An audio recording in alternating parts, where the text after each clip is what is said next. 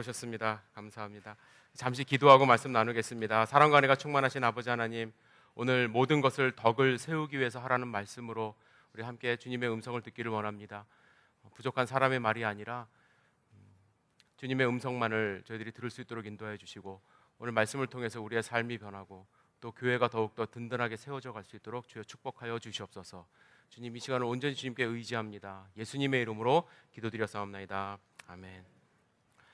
교회에서 신앙생활하는 성도님들의 모습을 이렇게 보면은 가끔, 다 그런 건 아니고 가끔 극단적인, 양극단적인 모습을 발견할 수가 있습니다. 한쪽 극단은 어떤 모습이냐 하면 개인적인 신앙생활을 하시는 거예요. 개인주의적인 성향으로 신앙생활을 하시는 모습입니다. 자신만을 위해서 기도하고 또 혼자 예배만 드리고 또 열심히 성경은 읽지만 본인 만족을 위해서 읽고 다른 사람과 나누지 않고 다른 성도들과 전혀 교제함 없이 나 혼자만 그냥 예수 믿고 천국 가면 된다라는 생각을 하는 경우입니다. 물론 사정이 허락지 않아서 그럴 수도 있고요. 또 공동체에서 상처를 받은 경우에 다른 사람을 이제 기피해서 개인주의적인 성향을 가질 수가 있습니다. 하지만 분명한 것은 이런 개인주의적인 신앙생활은 결코 예수님이 원하는 신앙인의 모습은 아니라는 것이죠. 반면에 또 다른 극단은 뭐냐면 개인적인 신앙 훈련은 전혀 하지 않고 오로지 공동체만을 생각하며 교회 다니시는 분들이 있습니다. 예배는 잘 참석하십니다. 또 각종 모임에 적극적입니다. 하지만 개인적으로 기도하는 시간은 전혀 없고 말씀도 전혀 개인적으로 읽는 시간이 없고 묵상하는 시간은 전혀 없이 마치 사회 활동하듯이 교회 활동만 열심히 하시는 분들이 있습니다. 당연히 신앙 성장이 없기 때문에 건강한 신앙인의 모습이라 할 수 없습니다. 예수님은 교회의 머리이십니다. 따라서 교회의 몸을 이루는 우리 그리스도인들, 성도들은 예수님을 닮아가야만 합니다. 예수님은 어떻게 사셨나요? 예수님은 어떻게 공생애를 사셨나요? 새벽 일찍 해가 뜨기 전에 하나님과 기도로 개인적으로 교제하시며 신앙생활을 하셨습니다. 뿐만 아니라 기도만 하신 것이 아니죠. 예수님은 12제자와 또 수많은 사람들과 만나며 그들의 필요를 채워주시고 또 그들과 함께 식사하시고 삶을 나누시고 또 때로는 종교 지도자들과 논쟁도 하시고 그들 속에서 함께 공동체 생활을 하셨습니다. 따라서 예수님을 닮아야 하는 우리의 신앙의 모습은 개인적이지만 동시에 공동체적이어야만 합니다. 그런데 고린도 교회 교인들의 모습은 아마도 개인적인 신앙생활 그리고 종교적인 체험에 치중하는 모습을 보였던 것 같습니다.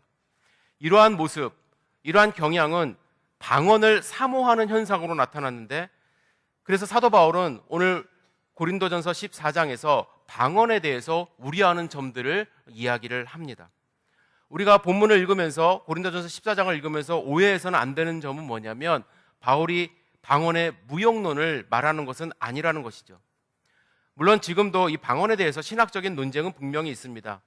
한쪽 극단에서는 방언을 구원의 증표로 생각하기도 하고 또 한쪽 극단에서는 방언은 완전히 허구다, 없다라고 주장하는 분들도 있습니다. 하지만 저는 오늘 그러한 논쟁보다는 고린도전서 14장에서 바울은 방언의 형태와 어떠한 방언의 방법을 논쟁하고 있지 않기 때문에 그런 문제에 대해서 제가 이야기하기보다는 방언에 대해서 사도 바울이 이야기하는 주의사항 그리고 사도 바울이 제시하는 대안에 대해서 함께 생각을 해봤으면 좋겠습니다. 사도 바울은 분명히 1절에 사랑을 추구하며 신령한 것들을 사모하라고 이야기합니다. 방언을 절대로 하지 말라고 이야기하는 것이 아니라 5절에 보면 다 방언하기를 사모하고 있기 때문에 이 방언에 대해서 주의해야 될 점을 이야기하고 그 대안을 제시하고 있다는 점을 우리는 알아야만 합니다. 그렇다면 바울이 왜 방언에 대해서 경계하듯이 이야기하고 있는가? 바울이 말하는 방언의 특징을 두 가지만 살펴보도록 하겠습니다. 첫째, 바울은 왜 이 방언에 대해서 주의를 해야 되냐고 말하냐 하면 방언은 말하는 자가 사람에게 하지 않고 하나님께만 하는 것이기 때문이라는 거죠. 여러분, 하나님께 기도하는 것이 나쁘다라고 이야기하는 것이 아닙니다. 당연히 우리의 기도는 하나님께 기도를 해야만 합니다. 그런데 문제는 뭐냐면 모든 교인들이 모여서 방언으로 기도할 것만 사모하면서 하나님에게만 이야기하면 문제가 생긴다는 거죠. 교회에 모였을 때 서로 한마디도 하지 않고 하나님 앞에만 기도하는 모습으로 앉아 있다가 다 헤어진다고 한다면 교회의 모습은 건강해지지 않는다라는 거예요. 그건 교회가 아니라 기도원이죠. 교회는 그렇게 해서는 안 된다는 거예요. 물론 새벽 예배 때 하나님께 기도하는 모습, 우리는 하나님께만 기도를 해야죠. 새벽 예배 때는. 그러나 교회는 새벽 예배만 드리는 것이 아니잖아요. 주일 예배도 있고 구역 예배도 있고 친교 시간도 있고 각종 모임이 있습니다. 성도 간의 교제가 분명히 있어야 된다는 것이죠. 두 번째로 바울이 이야기하는 것은 뭐냐면 방언은 알아듣는 사람이 없기 때문에 문제라는 거예요. 왜냐하면 영으로 비밀을 말하고 있기 때문이죠. 그래서 자기가 답답한 마음을 하나님께 비밀스럽게 기도하기 위해서 다른 사람이 알아듣지 못했으면 하는 마음으로 방언을 사모하시는 분들이 계십니다. 그런 의미로 방언은 하나님께만 기도하는 것이기 때문에 개인적인 신앙생활에 유익이 될 수도 있어요. 그래서 4절에 보면 방언을 말하는 자는 자기의 덕을 세운다라고 표현을 합니다. 여기서 덕이라는 단어가 나오는데 어떠한 도덕적인 경지에 이른다라는 뜻이 아닙니다. 이 덕이라는 단어는 사실은 헬라어 원문에는 없어요. 그래서 원문을 조금 더 직역을 하면은 어떤 표현이냐면 스스로 강해질 수 있다. 혹은 스스로 세워질 수 있다. 이런 뜻입니다. 하지만 거기에 대한 유익은 분명히 있지만 사도 바울은 6절에 이렇게 얘기합니다. 그런즉 형제들아 내가 너에게 나가서 방언으로 말하고 계시나 지식이나 예언이나 가르치는 것으로 말하지 아니하면 너희에게 무엇이 유익하리요? 방언으로만 하면 유익함이 없다라는 얘기예요. 그리고 18절에 보면 바울은 누구보다도 방언을 잘할 수 있다라고 이야기합니다. 하지만 방언으로 말하는 것은 본인에게는 유익할 수 있지만 다른 사람에게 유익함이 없기 때문에 다른 사람들 앞에서 안 한다라고 이야기를 하는 것입니다. 그래서 14절에 이렇게 얘기합니다. 내가 만일 방언으로 기도한다면 나의 영이 기도하거니와 나의 마음은 열매를 맺지 못한다 이렇게 말하죠. 그리고 뒤에 보시면 방언으로 말하면 내가 내 감사에 어찌 아멘하리요? 너는 감사를 잘 하였으나 그러나 다른 사람은 덕세움을 받지 못하리라 이런 말도 합니다. 아무리 감사의 말을 방언으로 한다 할지라도 저 사람이 감사를 하고 있는지 뭘 하고 있는지 알아들 수가 없기 때문에 덕세움을 받지 못한다라는 거예요. 그리고 23절에 결정적으로 이렇게 말을 합니다. 그러므로 온 교회가 함께 모여 다 방언으로 말하면 알지 못하는 사람 자들이나 믿지 아니하는 자들이 들어와서 너희를 미쳤다 하지 아니하겠느냐. 그래서 방언을 주의하라는 얘기예요. 방언을 하지 말라는 것이 아니라 방언은 지극히 개인적이기 때문에 공동체를 세우고 교회를 세우기 위해서는 방언에 치중해서는 안 된다라는 것입니다. 그래서 바울은 교회의 덕을 세우기 위해서, 즉 교회를 세우기 위해서 1절에 예언을 하라고 권면합니다. 예언을 권면합니다. 왜냐하면 4절에 보면은 예언하는 자는 교회의 덕을 세우기 때문이라고 이야기를 하죠. 여기서도 덕이라는 단어가 사용이 되었습니다. 좀 전에도 말씀드렸듯이 이 덕은 어떤 도덕적인 경지를 이야기하는 것이 아닙니다. 교회를 든든하게 세우는 거예요. 스트롱하게 만드는 것입니다. 우리 한마음교회가 더욱 더 튼튼해지게 세워지기 위해서는 여러분 모두가 다 예언하기를 힘써야 된다라고 이야기를 합니다. 그런데 예언하라고 힘쓰라고 이렇게 얘기를 하면은 부담이 됩니다. 그죠? 부담이 돼요. 왜 그러냐면 우리가 예언이라고 하면은 어떻게 생각을 하냐면 많은 분들이 점치는 것으로 생각을 합니다. 미래를 이야기하고 점을 이렇게 봐주는 걸로 생각을 하기 때문에 그렇습니다. 하지만 성경적인 예언은 그게 아니에요. 간단히 말하면 되게 복잡하긴 하지만 간단히 말하면 예언은 무엇이냐면 하나님의 말씀을 대신 전하는 거예요. 대신 전하는 거예요. 하나님의 말씀을 받아서 누구에겐가 전하는 것이기 때문에 그것이 과거의 일이 될 수도 있어요. 그리고 또한 그것이 현재의 일이 될 수도 있고 때로는 하나님이 미래의 일을 말씀하신다고 한다면 미래의 일이 될 수도 있습니다. 하지만 3절에 보면은 궁극적으로 예언의 장점은 무엇이냐면 덕을 세우고 즉 튼튼하게 만들고 권면은 무엇입니까? 잘못된 것을 바로잡고 그리고 위로하는 것, 회복하게 하는 역할이 있기 때문에 예언을 하라고 말씀하고 있습니다. 그렇다면 예언은 어떻게 하는 것일까?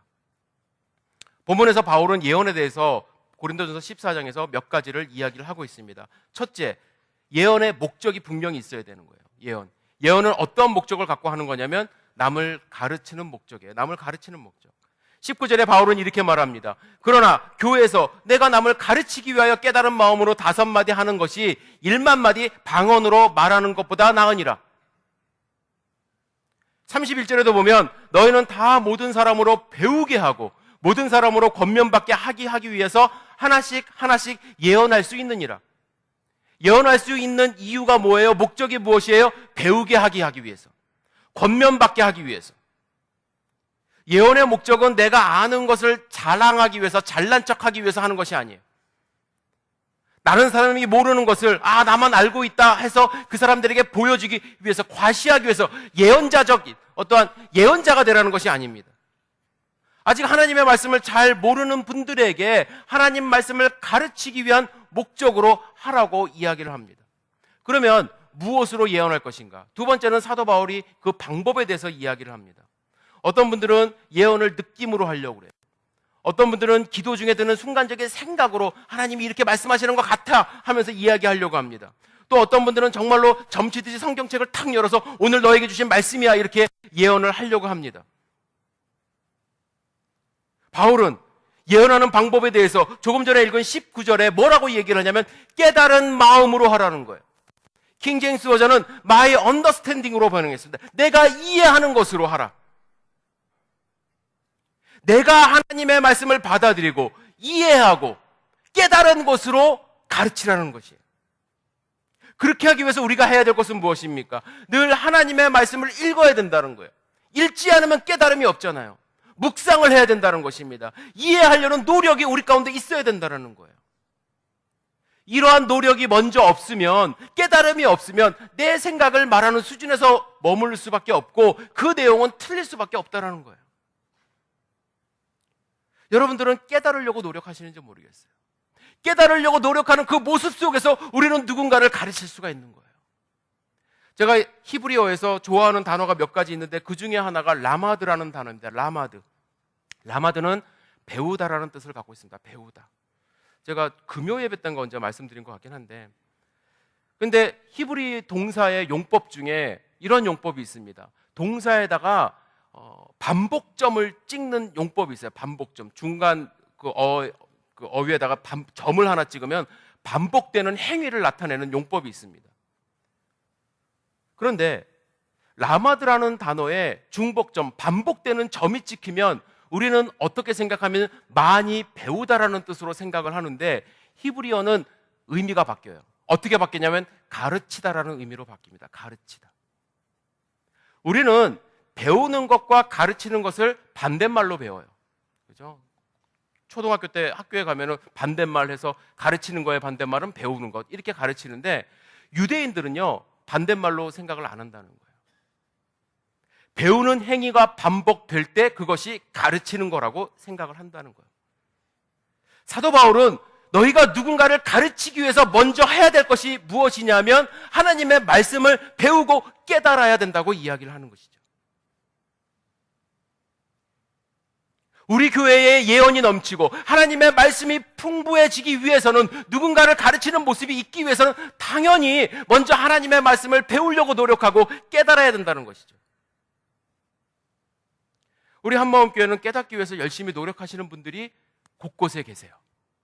저는 몰랐지만 요즘에 발견하고 있습니다. 제가 작년 성경 공부를 진행하면서 이제 질문 받을 시간이 별로 없어서 제가 처음에 시작할 때도 계속해서 말씀을 드리는 게 뭐냐면 질문 있으면 이메일을 좀 달라고 말씀을 드립니다. 지난 1년 동안 참 편했습니다. 한 번도 질문이 없었어요. 한 번도. 그런데 한 2주 전에 이메일로 질문하신 분이 생겼습니다. 4가지 질문을 저한테 주셨어요. 저는 기쁜 마음으로 바로 답을 드렸어요. 설교 준비하면서 우리 한마음교회 이렇게 표현은 잘 안 하시지만 깨닫고 그 깨달은 것을 누군가를 가르치려고 하는 분들이 곳곳에 계시다는 것을 알게 됐어요. 그분이 저에게 질문한 이유는 뭐냐면 누군가에게 가르치기 위해서 저한테 질문을 주신 것이거든요. 그런 분들이 계시기 때문에 제자 양육을 위해서 숨은 곳에서 노력하는 분이 계시기 때문에 저는 한마음교회가 흔들리지 않고 든든히 세워져 가고 있음을 알게 되었습니다. 여러분들도 깨달은 마음을 갖기 위해서 노력하시기를 주님의 이름으로 축복합니다. 여기 계시는 모든 성도님들이 하나님 말씀으로 깨닫고 그것을 누군가에게 가르치고자 하는 마음을 가질 때에 교회의 덕을 세워가는 거라고 저는 확신합니다.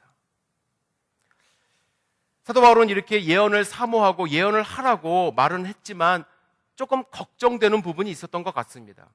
그래서 예언에 대해서 세 번째로 이야기하는 부분이 있는데, 그것은 뭐냐면 예언을 할 때 질서 있게 하라고 얘기합니다. 질서 있게. 29절에 보면 예언하는 자는 둘이나 셋이나 말하고 다른 이들은 분별할 것이요 라는 말씀이 있습니다. 여기 분별이라는 단어 때문에 다른 사람이 말할 때 어떤 사람들은 저게 틀린 얘기를 하는지 맞는 얘기를 하는지 판단하라 이렇게 오해할 수가 있는데, 그러나 이 본문의 뜻은 무엇이냐면 두세 사람이 하나님의 말씀을 대언하고 하나님 말씀을 가르칠 때 나머지 사람들은 주의 깊게 들으라는 얘기예요. 주의 깊게 들으라. 현대인의 성경은 예언도 두세 사람만 하고 다른 사람은 그것을 새겨 들으십시오 이렇게 번역을 했습니다.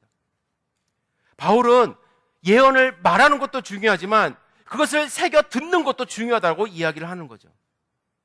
만일 30절에 보면 이런 말씀도 있습니다. 만일 곁에 앉아있는 다른 이에게 계시가 있으면 다른 사람에게 깨달음을 줘서 그 사람이 말하려고 한다면 먼저 말한 사람은 뭐라고 얘기했냐면 멈추고 잠잠하고 있으라 이렇게 이야기를 합니다.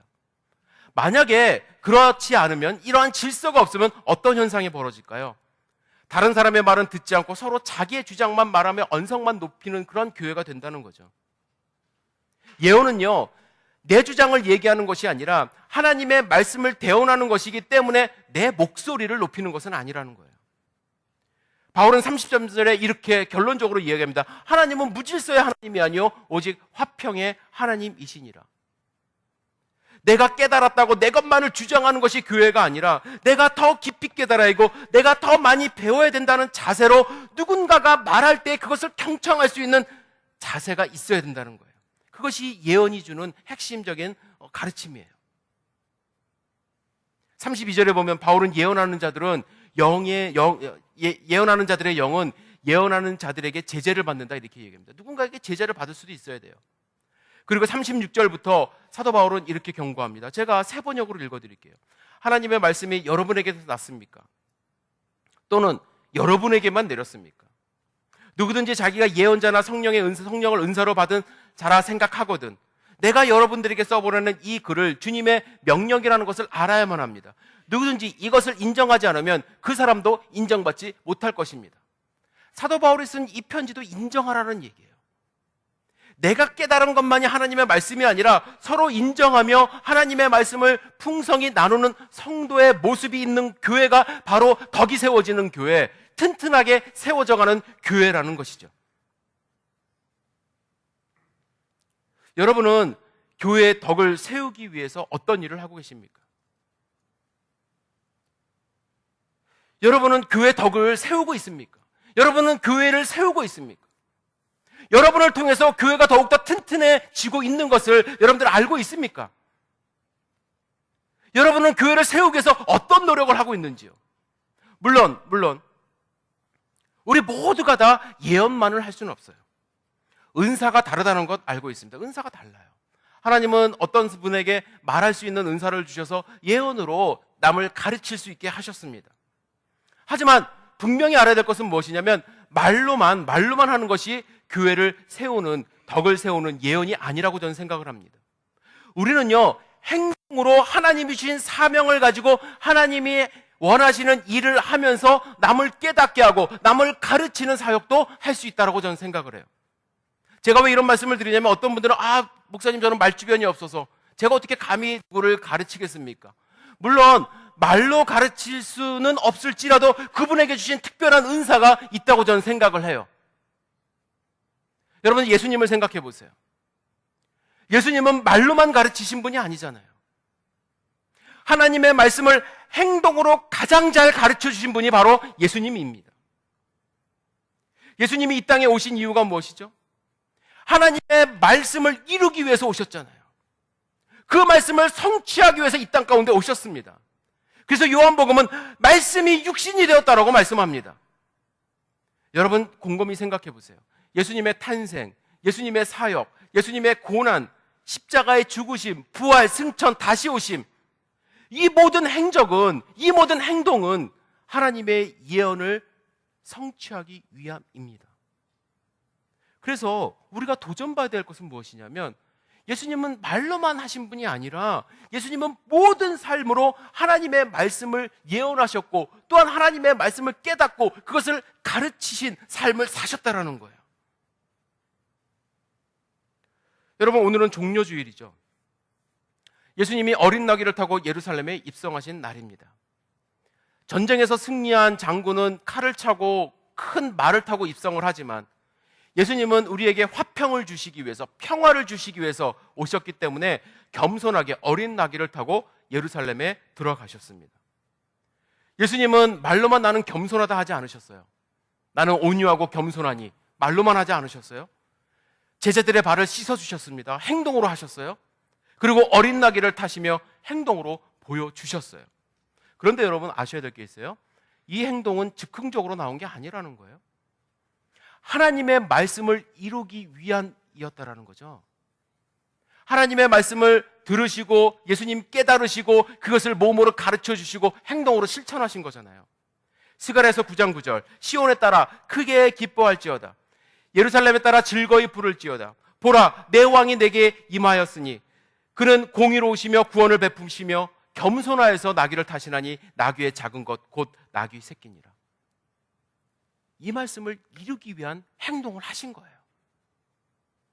예루살렘에 들어가실 때 군중들은 호산나 호산나 찬양했지만 며칠 지나지 않아서 예수님은 가룟 유다의 배신으로 대제사장에 잡히시고 로마 군인의 채찍을 맞으셨습니다. 그리고 머리에 가시관 쓰시고 십자가에 달려서 모든 물과 피를 쏟으시고 우리의 죄를 대속하셨습니다. 그런데 잘 아셔야 돼요. 이 모든 행동은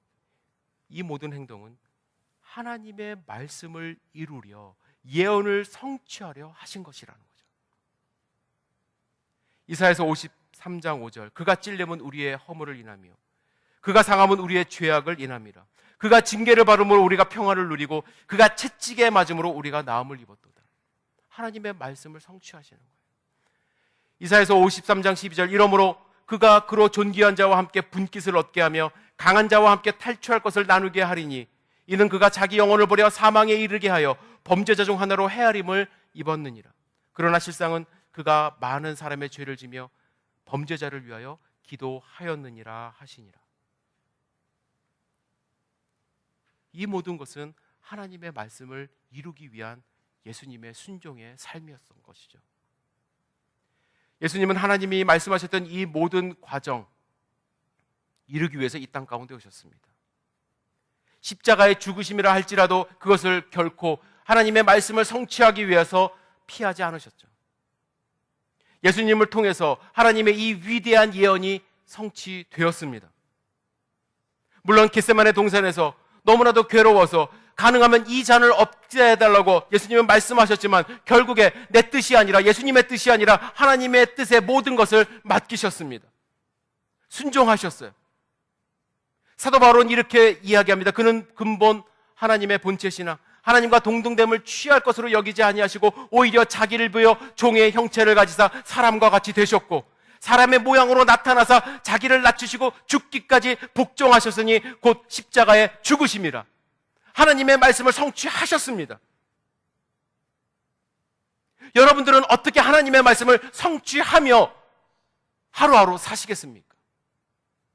말로만 하는 것이 아니라 어떻게 우리의 행동을 통해서, 우리의 삶을 통해서 하나님의 말씀이 이루어지는 삶을 사시겠습니까? 하나님의 말씀을 전하며 사는 것 결코 쉬운 일이 아닙니다.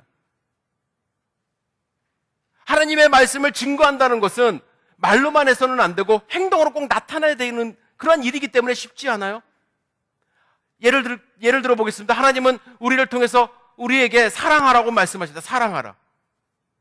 우리는 말씀을 읽고 묵상하면서 사랑해야 된다는 것을 깨달아요. 그래서 사랑해야 된다고 자녀들을 가르치고 이웃을 가르칩니다. 만약에 누군가 여러분들이 깨달은 것을 가르친다고 한다면 그것은 뭐 하는 행위예요? 예언하는 행위예요. 예언을 할 수 있어요. 하지만 문제가 뭐냐면 예수님처럼 그의 삶이, 우리의 삶이 말뿐이고 행동으로 따라가지 않는다면, 말은 사랑하라고 얘기하지만 우리의 행동이 사랑이 아니라고 한다면 그것은 결코 예언이 될 수 없다라는 거죠.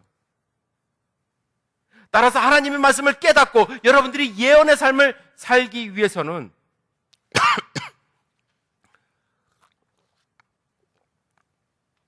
예수님처럼 낮아지고 때로는 배신당하고 때로는 누군가를 위해 희생하는 모습이 우리 가운데 있어야 된다는 것입니다.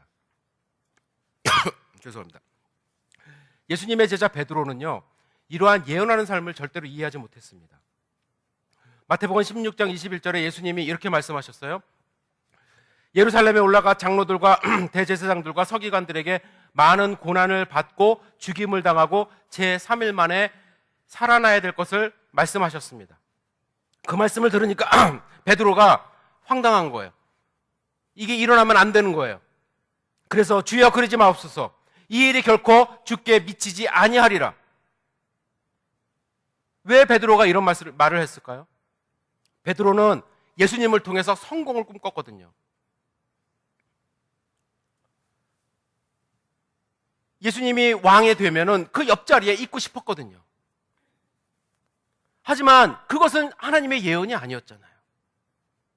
예언을 깨닫지 못했어요. 그러니까 그런 일이 결코 있어서는 안 된다라고 예수님께 말합니다. 그 예언을 깨닫지 못했을 때 예수님은 베드로에게 뭐라고 말씀하십니까? 사탄아, 내 뒤로 물러나라. 나아가서 베드로는 깨닫지 못하니까 어떤 일까지 했습니까? 예수님이 신문 당하실 때, 신문 받으실 때 예수님을 모른다고 3번이나 부인했어요. 그 당시 베드로는 이 하나님의 말씀에 대한 깨달음이 없었어요. 예수님의 예언에 대한 깨달음이 없었어요. 그래서 그의 삶은 결코 하나님의 말씀을 증거하는 삶이 될 수가 없었습니다. 하지만 그가 변했어요. 어떻게 변했나요? 부활하신 예수님을 만났어요. 하늘로 승천하시는 예수님을 바라봤습니다. 뿐만 아니라 성령 충만함을 경험하게 됩니다. 그제서야 베드로는 예수님의 말씀이 깨달아진 거예요. 알게 되었어요. 그가 알게 되었을 때 그는 말로만 하나님의 말씀을 전하는 자가 아니었어요. 말로만 주님을 사랑한다고 이야기하지 않게 되었습니다. 몸으로 복음을 증거하는 자가 되었고 하나님의 말씀을 온몸으로 증거하기 시작합니다. 성경에는 그가 어떻게 죽었는지 어떻게 순교당한지 나오진 않지만 전에 내려오는 전승에 의하면 그는 예수님이 십자가에서 달려 돌아가신 그 모습조차 나는 따라할 수 없다 하여 십자가에 거꾸로 매달려 죽는 순교를 당하게 됩니다. 예언하는 것은 하나님의 말씀을 깨닫고 그 깨달은 것을 말로만 증거하는 것이 아니라 온몸으로 실천하며 살아가는 거예요. 사랑하는 성도 여러분, 고난주간이 시작됩니다. 여러분, 고난주간을 묵상하면서 저는 개인적으로 부탁드리고 싶은 게 있어요. 슬픔에 머물러 있지 않았으면 좋겠습니다. 슬픔에 머물러 있지 않았으면 좋겠어요. 십자가를 지고 가는 예수님을 보며 눈물 흘리는 여인들, 슬퍼하는 여인들을 보며 예수님이 뭐라고 말씀하셨어요? 나를 위해서 울지 말라. 너와 너희 자녀를 위해서 울라고 말씀하셨어요. 엠마오로 가던 두 제자는 슬픔에 잠겨 있었습니다. 그들에게 예수님은 뭐라고 말씀하셨습니까? 미련하고 선지자들의 말한 모든 것을 더디 믿는 자들이요. 그들이 깨닫지 못함을 예수님은 한탄하셨습니다. 예수님은 우리가 슬퍼함에 머물러 있는 것을 결코 원치 않으십니다.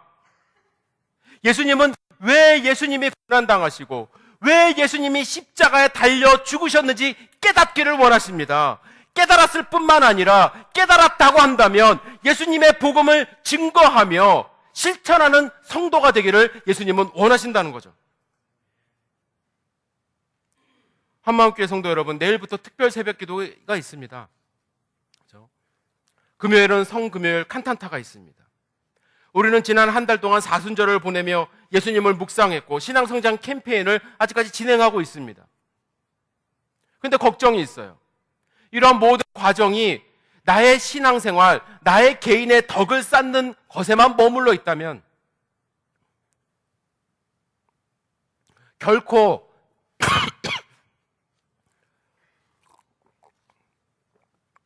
예수님이 원하는 모습이 아니라는 거죠.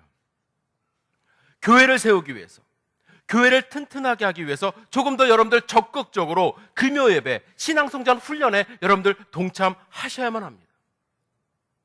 다음 주일은 우리가 연합 예배잖아요. 주보에 이렇게 간지가 들어가 있어요. 여러분들 생각하셔야 돼요. 뭘 생각해야 되냐면 내가 어떤 행위를 할 때 교회가 더욱더 튼튼하게 세워질 것인가. 아무 생각 없이 다음 주에 11시에 오시면 안 된다는 거죠. 그죠? 9시에. 생각을 하셔야 된다는 거예요. 깨달으셔야 된다는 거예요. 아무 생각 없이 남편, 아내, 자녀, 차 세대 몰고 오시면 안 된다는 거죠. 예? 가능하면 한 대로, 그게 깨달음이잖아요. 교회를 세우는 거잖아요. 목사님이 금식기도 하루 하라고 하셨으면 깨달았으면 실천을 해야 된다는 거죠. 목사님은 하시겠구나. 배고프시겠네. 이렇게 넘어가면 안 된다는 거죠. 예? 금식으로 준비하고 정말 지역교회가 연합하는데 목사님만 혼자 가셔갖고 예배 드리시게 하면 또 안 된다는 거잖아요. 무엇이 교회를 세우는 것인지, 교회 덕을 세우는 것인지 깨달으시면 그냥 깨달은 것으로 끝나는 것이 아니라 예언하는 자가 되라고 주님은 말씀하고 계십니다. 이번 부활주일, 매 지나가는 부활주일이 되지 않기를 주님의 이름으로 축복합니다. 여러분들이 깨달은 것이 있으면, 신앙 성장을 통해서 깨달은 것이 있으면 하나 되는 교회를 위해서, 튼튼하게 세워져가는 교회를 위해서 나는 무엇을 할 것인가? 나는 어떤 행위를 할 것인가? 예수님은 이렇게 하셨는데 나는 무언가를 할 수 있는 귀한 성도 되시기를 주님의 이름으로 축복합니다. 이제 우리가 함께 찬양을 부르려고 합니다. 찬양은 그가 오신 이유라는 찬양이에요. 그가 오신 이유. 예수님이 이 땅 가운데 오신 이유가 무엇입니까? 가사에 보면은 십자가의 길에서 아버지의 뜻을 이루기 위함이라고 말씀을 하십니다. 그렇다면 가사에 보면은 어떤 말씀이 있냐면, 어떤 가사가 있냐면 우리에게 맡겨진 그 소망, 그 사랑, 그 생명이 있다라고 고백을 하고 있습니다. 그것은 바로 우리도 십자가의 길을 가는 것입니다. 그것이 바로 예수님이 우리에게 보여주신 길이고 우리가 그리스도인이 살아가야 될 이유라고 우리는 찬양할 것입니다. 여러분, 찬양하실 때에 가사를 잘 생각해 보세요. 예수님의 십자가의 길을 따라가는 내가 어떠한 모습으로 따라갈 것인가? 함께 생각하면서 기도하는 마음으로 찬양 드리도록 하겠습니다.